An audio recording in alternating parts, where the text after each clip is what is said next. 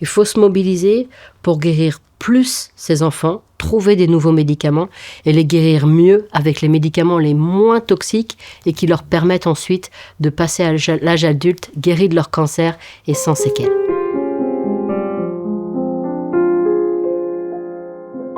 Bonjour, je suis Véronique Minard-Collin, je suis pédiatre, onco-hématologue dans le département de cancérologie de l'enfant et de l'adolescent à Gustave-Roussy.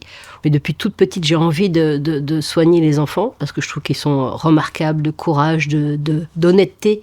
Pour moi, c'est un métier qui me passionne, mais il y a surtout l'importance du collectif, de la réflexion collective. Tout seul, on n'est jamais bon et qu'on a besoin d'être avec nos collègues en équipe et puis aussi avec les enfants. Discuter avec eux, quel que soit leur âge, de façon adaptée, avec leurs parents, mais avant tout, je dirais, avec l'enfant, pour voir ses besoins, lui expliquer un petit peu les modalités du traitement, de bien discuter de choses qui sont malheureusement obligatoires et d'autres qui dépendent de son choix individuel.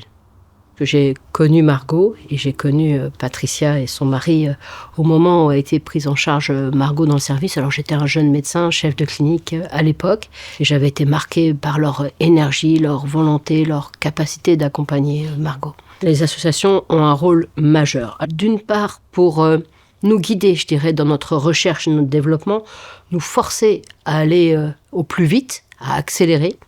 Et puis bien sûr, un soutien financier pour soutenir cette recherche, ce qui est évidemment essentiel. Et enfin, un soutien avec les autorités, les laboratoires, les industriels pour avoir accès aux nouveaux médicaments.